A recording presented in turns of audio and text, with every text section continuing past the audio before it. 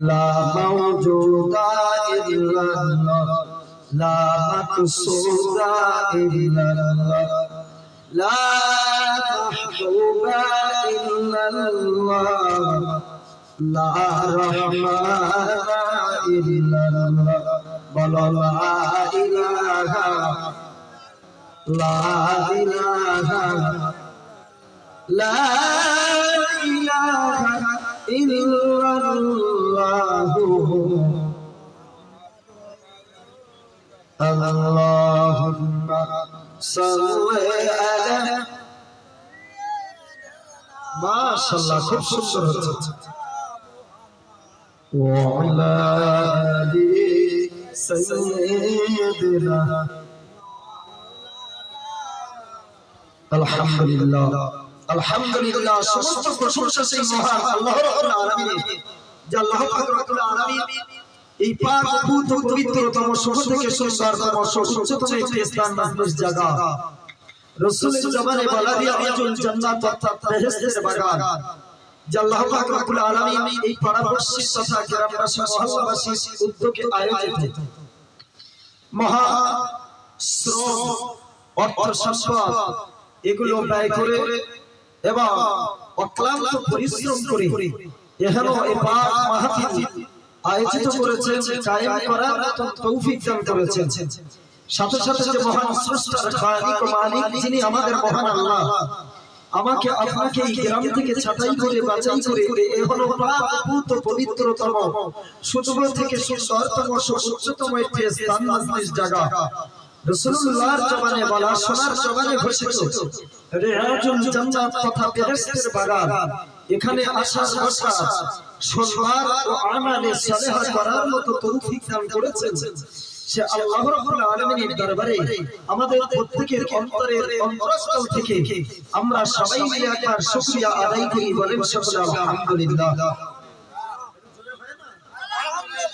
মাশাআল্লাহ পরে পরে জানাইছি মক্কার জ্যোতি মদিনার ফাতিমা আমিনার পুতলি আব্দুল মুত্তালিবের নাতি আহমদ মুস্তাফা নবী মুহাম্মদ রাসূলুল্লাহ তামার প্রতি জানাই অসংখ্য অসংখ্য দরুদ ও সালাম সকলে মিলে বলি সাল্লাল্লাহু আলাইহি ওয়াসাল্লাম আজকে এই সভার সভাপতি তথা জনাব ফুরফুরা শরীফ থেকে আগত আলহাজ হযরত মাওলানা পীরজাদা তোহা সিদ্দিকী সাহেব মাদ্দাজাল্লাহুল আলী তিনি আসবেন ইনশাআল্লাহ তশরিফ নিয়ে আমি অধম গুনাহগার আপনাদের কাছে এসেছি বেশ কিছুক্ষণ কিছু কথা আলাপ আলোচনা করবার জন্য আল্লাহ পাক আমাদের বলবা এবং সৎ ও আমল করার তৌফিক দান করেন সকলে আল্লাহুম্মা আমিন যে আল্লাহ রাব্বুল আলামিন এত বড় একটা মজমা একটা মজলিস কায়েম করিয়েছেন এই আমরা কিছু সংখ্যক মানুষ যে এখানে এসে হাজির হয়েছে এত বড় একটা গ্রাম পাড়াপড়শি প্রতিবেশী সব কোথায় গেলেন জি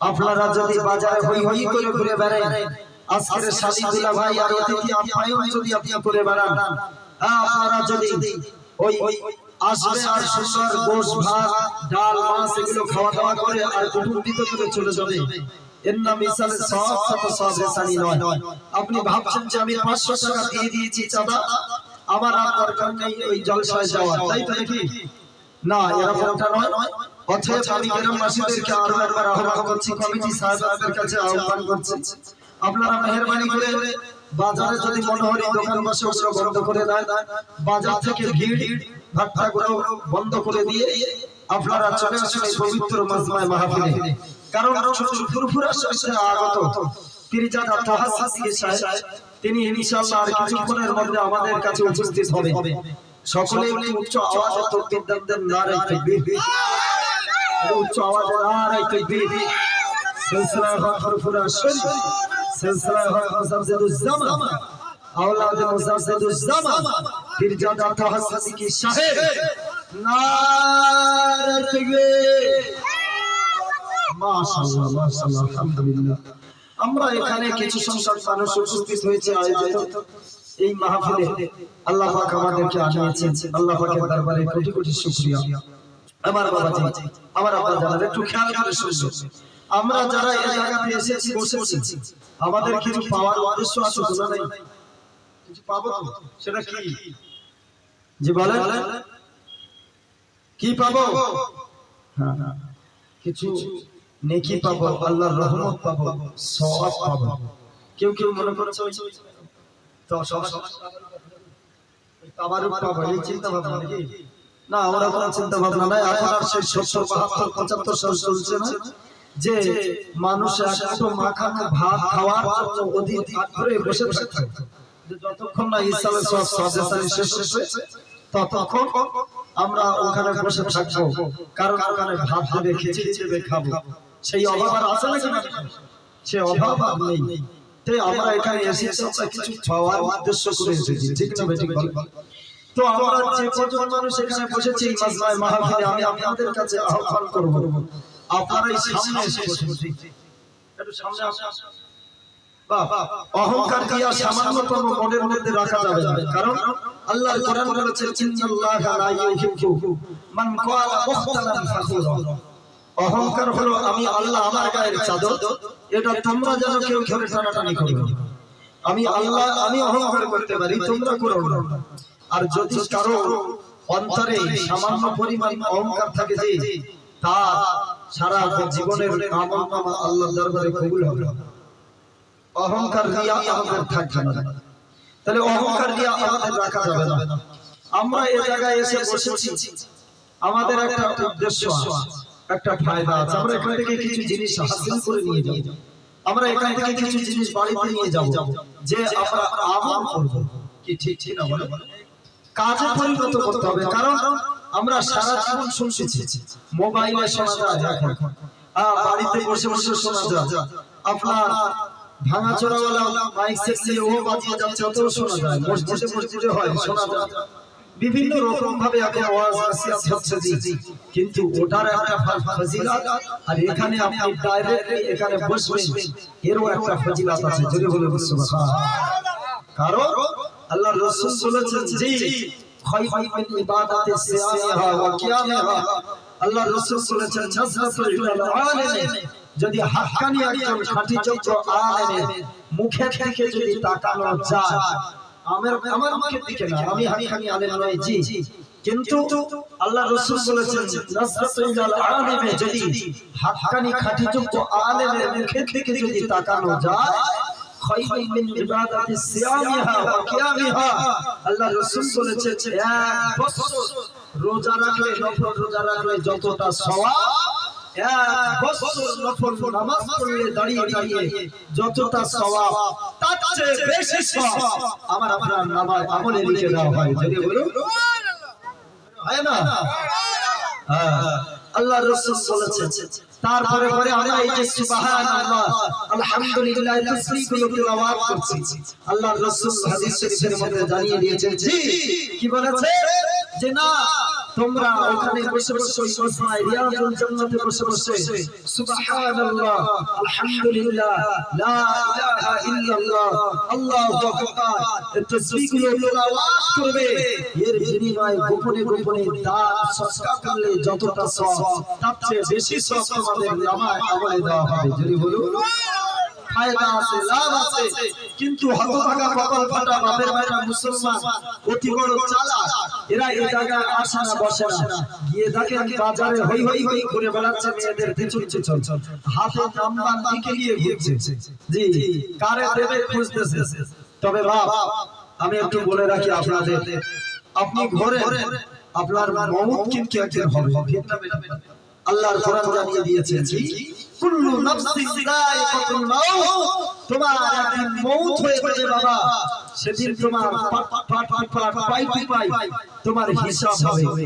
কোরআন বলেছেন যে ফামান ইয়ামাল মিসকালা যাররাতিন খায়রান ইয়ারা ওয়া মান ইয়ামাল মিসকালা যাররাতিন শাররান ইয়ারা। হে বান্দা, তুমি তোমার জীবনে সরিষা সানা পরিমাণ যদি ভালো কাজ করে থাকো, আমার আল্লাহ তার বদলা দেবে। আর যদি সরিষা সানা পরিমাণ তার থেকে আরো ছোট, আরো ক্ষুদ্রতম যদি তুমি বদ কাজ করে থাকো, তার বদলা আল্লাহ কিন্তু নেবে না। আল্লাহ ছেড়ে দেবে? আল্লাহ ছেড়ে দেবে নাকি? আল্লাহ ছাড়বে না, কারণ আল্লাহ পাক বলে দিয়েছে, জানিয়ে দিয়েছে, হে পৃথিবীর মনুষ্য জাতি তোমরা শোনো, আমি আল্লাহ পাক এই পৃথিবী ভূমণ্ডল নবমণ্ডল এ তারকারাজি শস্য শ্যামল সবুজ তৃণলতা আমি সৃষ্টি করেছি পৃথিবীর সৌন্দর্যতা বাড়ানোর জন্য। তবে বান্দা যা কিছু আমি তৈরি করেছি, হুয়াল্লাযী খালাকাকুম মা ফিল আরদি জামিআ, পৃথিবীর যা আছে সব কিছু বান্দা তোমার উপকারের জন্য বানানো হয়েছে। জেনে বলো এগুলো আমাদের উপকার করে না করে না? জি বল, উপকার করে? আমাদের অবশ্যই উপকার করে। আমাদের উপকার হবে যে সবটা আল্লাহ পাক কোরআনে বলে দিয়েছে তোমাদের উপকারের জন্য বানিয়েছি। কেন বানালেন আল্লাহ? আল্লাহ কেন বানালেন? হে বান্দা তোমাদের উপকারের জন্য। তবে অখলিকাতিলাকুম আখিরা, আর তোমাদের জন্য বানিয়েছি আখিরাত, ওখানে তোমাদের পাপ হিসাব দিতে হবে। আজকে তুমি রাহাজানি মাস্তানি ঘোড়ামি বহুত কিছু দেখাবে, ক্ষমা তো দেখাবে, কিন্তু তোমার মওতের পরে তোমার হিসাব হবে। ওদিন তোমার ছাড় হবে না। সমস্ত মনুষ্য জাতি আল্লাহ পাক ছাড় দেবেন না কাউকে। মানুষ রূপে যারা পৃথিবীর জমিনে এসেছে তাদের প্রত্যেকের হিসাব হবে। কারো উপরে টর্চার, অত্যাচার, জুলুমবাজি, ক্ষমতার অপব্যবহার, সুদ, ঘুষ, মস্তানি, রাহাজানি, চিটিংবাজি, চোরচুরি, মেরে দেওয়া, কেড়ে নেওয়া, অপরকে ফাঁসানো, মিথ্যা কেসে ঢুকিয়ে দেওয়া, কাউকে মিথ্যা কথা বলে ফাঁসিয়ে দেওয়া, মিথ্যা সাক্ষী দেওয়া, অপরের মাল আত্মসাৎ করা, গরিবের উপরে মাজলুমের উপরে অত্যাচার করা, এর সমস্ত হিসাব কৈফিয়ত আমার আল্লাহ নেবেন না? ওই দিন বান্দা তুমি কোথায় যাবে বলো? সেদিন তুমি ছাড়া পাবে না। সেদিন তোমাকে ধরা হবে। তোমার হিসাব ছাড়া সেদিন তুমি কোনো জায়গায় যেতে পারবে না। তো এক কথায় আমাদের অন্তরে কোনো অহংকার, তাকাব্বুর এগুলো রাখা যাবে না। অহংকার থাকবে না, কারণ অহংকার যারা করেছে আমার আল্লাহ কাউকে ছাড়েননি। এমনকি নবী রাসূলরাও যারা একটু যারা দেখিয়েছিলেন আল্লাহ পাক তাদেরকেও ছাড়েননি। আমার আল্লাহ পাক কোরআন শরীফের মধ্যে জানিয়ে দিয়েছেন, হে আমার মনুষ্য জাতিরা তোমরা শোনো, আমি আল্লাহ পাক তোমাদের সৃষ্টি করেছি এই পৃথিবীর মধ্যে আশরাফুল মাখলুকাত করে শ্রেষ্ঠতম করি। কতটা শ্রেষ্ঠ না তোমরা ভেবো না। এই পৃথিবীর মধ্যে প্রজাপতি দেখতে সবচাইতে সুন্দর না, কখনো না। আমার আল্লাহ পাক বললেন তোমরা ভেবেছো জঙ্গলের হরিণটা খুবই সুন্দর, বিচরণ করে ঘরে বেড়ায়, সুন্দর একটা চেহারা, সুন্দর তার হরিণ, সুন্দর তার শিং, সুন্দর তার পা, সুন্দর তার কান, তার গায়ে কত সুন্দর ছাপা ডরাটা না। আল্লাহ পাক বললেন এই জঙ্গলের প্রজাপতি হরিণ, সবুজ তৃণলতা, এই পৃথিবীর মধ্যে যা কিছু আছে এক কথায় সবার চাইতে লাকাদ খালাকনাল ইনসানা ফি আহসানি তাকবীর, আমি আল্লাহ পাক তোমাকে সব চাইতে সুন্দর করেছি। জোরে জোরে সুবহানাল্লাহ।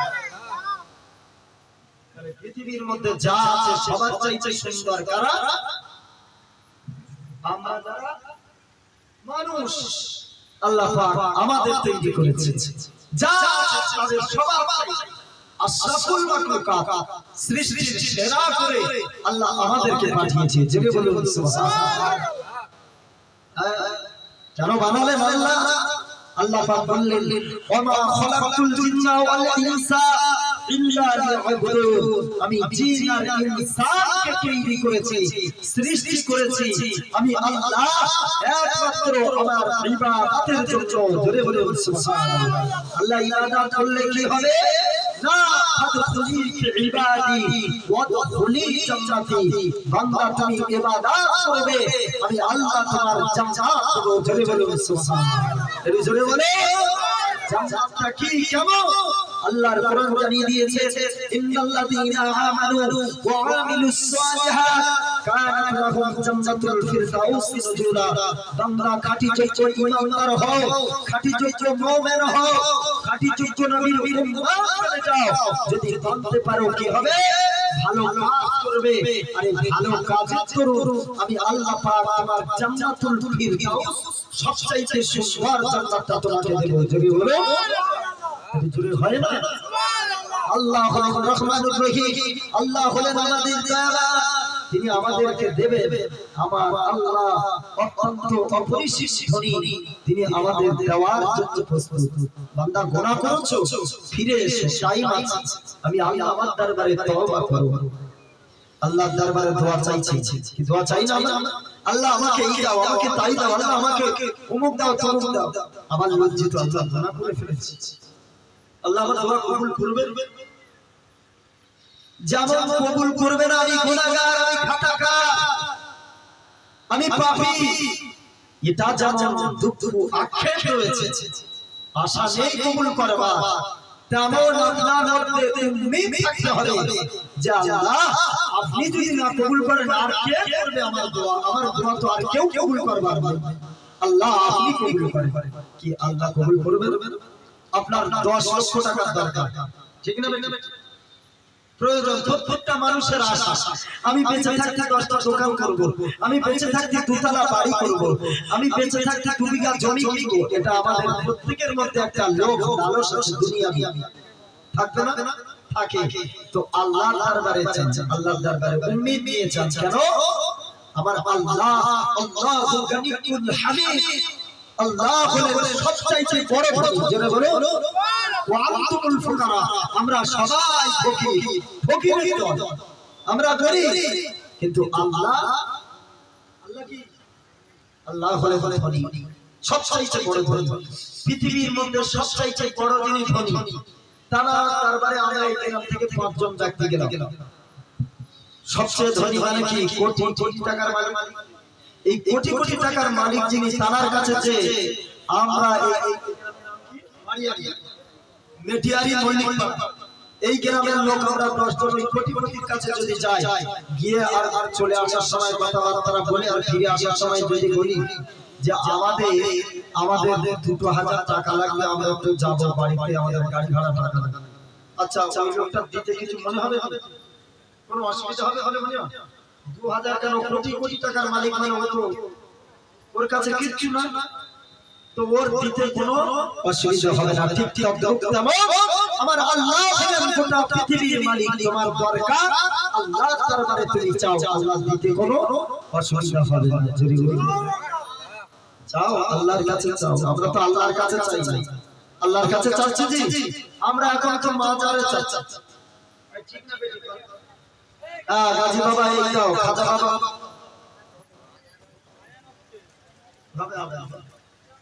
মাসলায় বলা হয়েছে যদি আযান হয় মাইকে আর যদি কোরআন হাদিসের কথা আলাপ আলোচনা হয় করা যাবে, মহল্লা আযান হচ্ছে কি? 8টায় আযান হবে।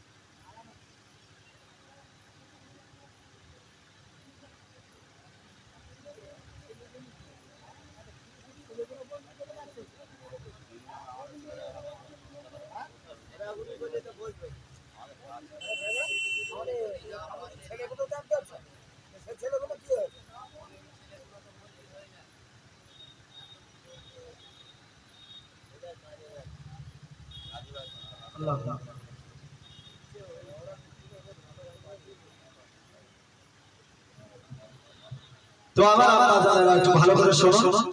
এখানে আমরা যারা এসেছি উপস্থিত হয়েছি গ্রামবাসী এবং কমিটির কাছে আহ্বান করছি আমি আরো একবার, আপনারা মেহেরবানি করে মজলিসে এসে বসে যান ভাই।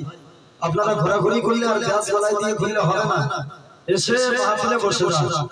আল্লাহ পাকের দরবারে অশেষ রহমত যে আপনারা আজকে এত বড় একটা ঐতিহাসিক মাহফিল কায়েম করেছেন। জি, তো আল্লাহ পাকের রহমত আমাদের উপরে নাযিল হবে, আল্লাহ আমাদের দেওয়ার জন্য প্রস্তুত আছে। ঠিক না ঠিক? আল্লাহর রহমতটা কেমন, কোথায় নাযিল হয়? আবার আপনারা খেয়াল করে শোনো, মহান আল্লাহর কোরআন জানিয়ে দিয়েছে, ইন্না আওয়ালা বাইতিন উদিআ লিন-নাস লাল্লাযী বিবাক্কাতা মুবারাকান ওয়া হুদান লিল-আলামিন। ও পৃথিবীর মানুষেরা তোমরা শোনো, নিশ্চিত এই গোটা পৃথিবীর মুখে যে ঘরটা প্রথম ঘর, ওই ঘরটার নাম হলো আল্লাহর কাবা বাইতুল্লাহ। জোরে বলুন সুবহানাল্লাহ। ওই আল্লাহর কাবা বাইতুল্লাহ কোথায়? লাল্লাযী বিবাক্কাতা, বাক্কা শহরে, অর্থাৎ জায়গাটার নাম হলো বর্তমান মক্কা শরীফ। ওই জায়গায় আমার আল্লাহ পাক একটা ঘর নির্মাণ করেছে। ওই ঘরটা হলো পৃথিবীর প্রথম ঘর। ওই ঘরের ছাদের উপরে প্রত্যেক মুহূর্তে মুহূর্তে আমার আল্লাহ তাআলা 120টা করে রহমত নাযিল করে থাকেন। জোরে বলুন সুবহানাল্লাহ। ওই 120টা করে রহমত, 120টা করে রেখে আমার আল্লাহ পাক ফেরেশতাদের দ্বারা প্রত্যেক দুনিয়ার পৃথিবীর জমিনে বন্টন করা হয়। আর সমস্ত ব্যক্তিগুলো আল্লাহর কাবা বাইতুল্লাহ যায়, আল্লাহর কাবা বাইতুল্লাহটা তওয়াফ করে। প্রত্যেক পায়েতে পায়েতে কদমে কদমে 660 এই 60খানা নেকি রহমত আমার আল্লাহ তাআলার নামে আমাদের লিখে দেয়। জোরে বলুন সুবহানাল্লাহ। এটা জোরে হয় না?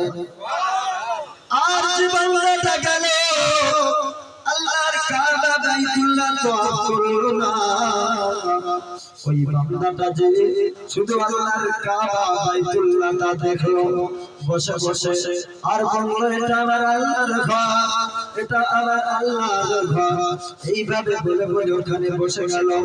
আল্লাহ পাক আল্লাহ তাআলা 440টা নেকি রহমত তার নামে আমলে দেয়। জোরে বলুন।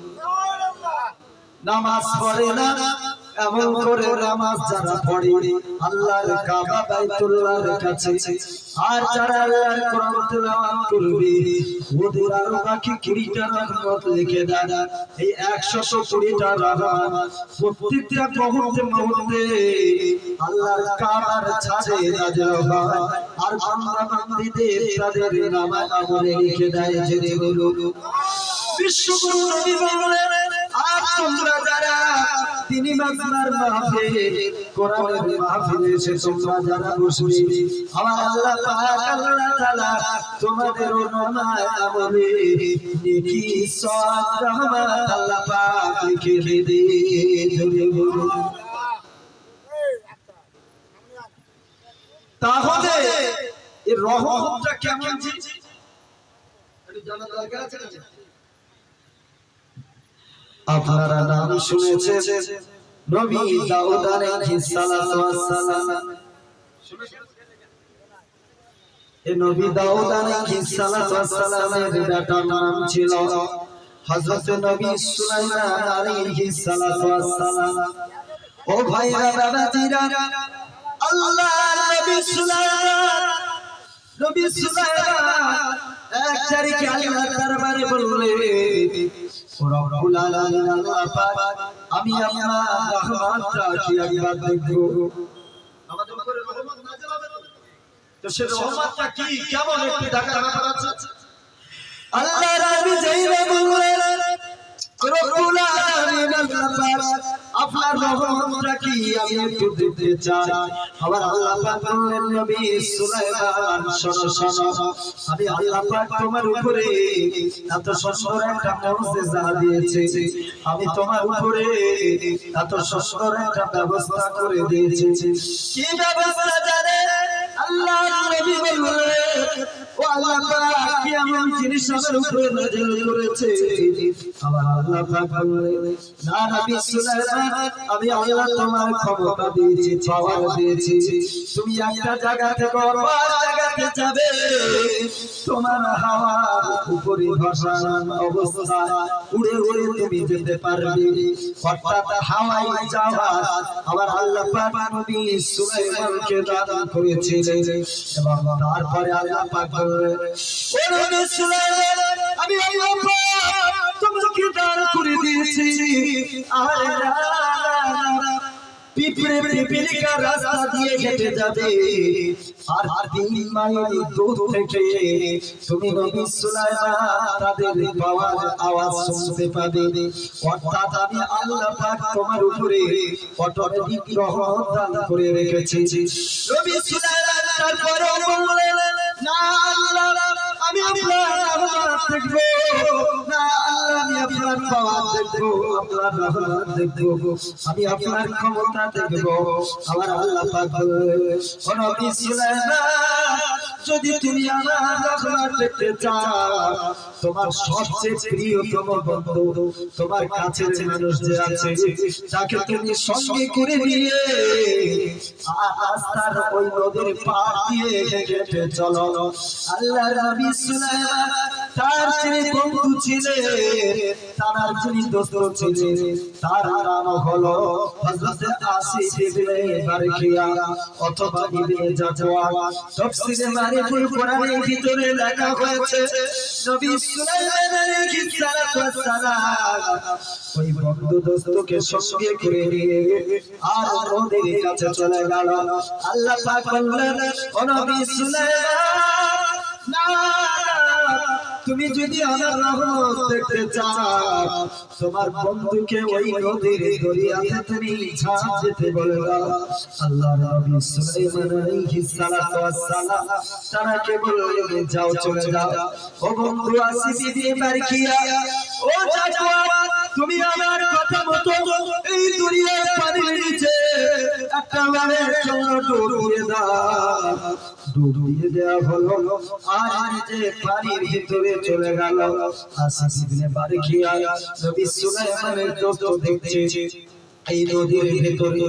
আর নদীর পানির নিচে চতুর্দিকে পানি আর পানি ডান দিকে পানি বাম দিকে পানি উপরেও পানি নিচে পানি চতুর্দিকে পানি আর পানি আর কি ব্যাপার হঠাৎ দেখতে পেলেন একটা সুন্দর ঘর বানানো আছে একবার জোরে বলুন কোথায় ঘর পানি নিচে দরিয়ার সাগরের পানি তলায় ও ও জোয়ানেরা যুবকেরা ও সোনার মালিকেরা আল্লাহর নবী সুলাইমান আলাইহিস সালামের বন্ধু আসিফ ইবনে বারকিয়া এবারে দেখছে ওই ঘরে চারটি দেওয়াল আছে চারটি দেওয়ালে চারটি দরওয়াজা লাগানো আছে চারটি দরওয়াজা শাসা আছে আমার আব্বা জানেরা ও ভাই জানেরা আসিফ ইবনে বারকিয়া দেখছে চারটি ঘরে চারটি দরওয়াজা ওই একটা ঘরে চারটি দেওয়াল আছে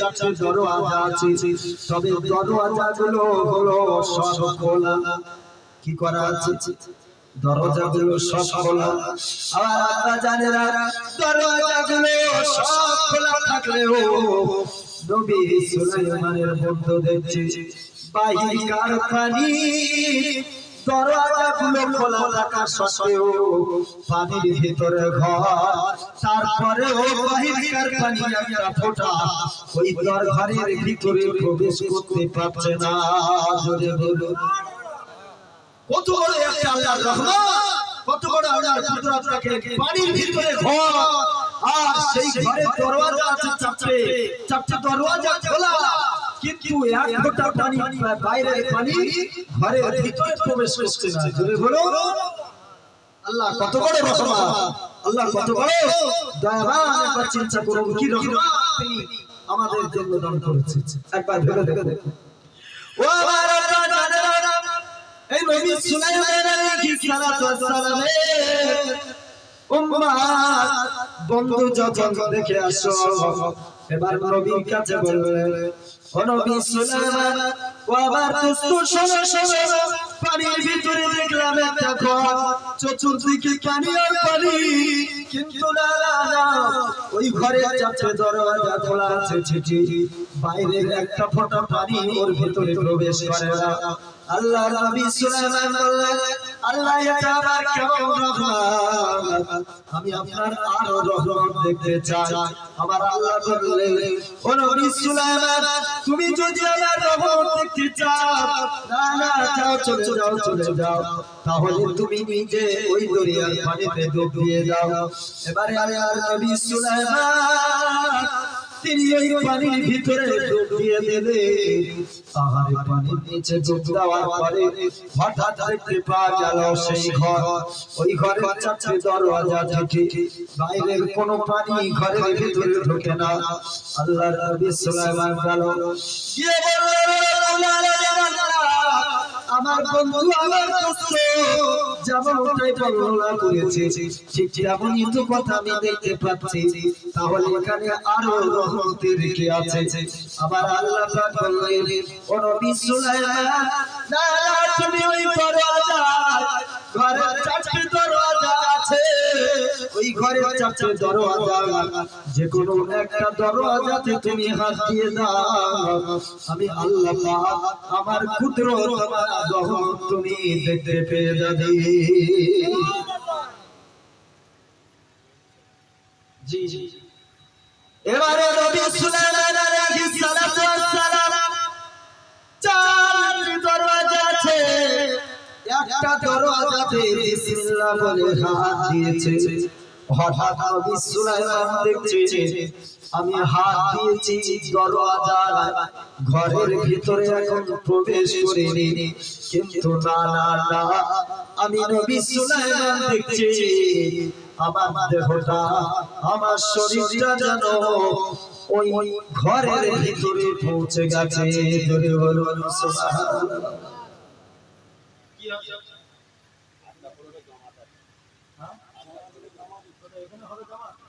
এখানে হবে মসজিদ হচ্ছে এখানে। আচ্ছা তাহলে আমার এই কথা শেষ, আমি ছেড়ে দাও না, ছেড়ে দাও, নামাজের পরে দিবেন না, আমি যদি বলি না না নামাজ পড়ি না অবশ্যই আপনাদের ওযু আছে এখানে জামাত চলে যাবে, তাহলে চলেন এখানে নামাজ পড়ি, জামাতের পরে 10 মিনিট তাদের ওযু আছে, তাদের নামাজ পড়ি,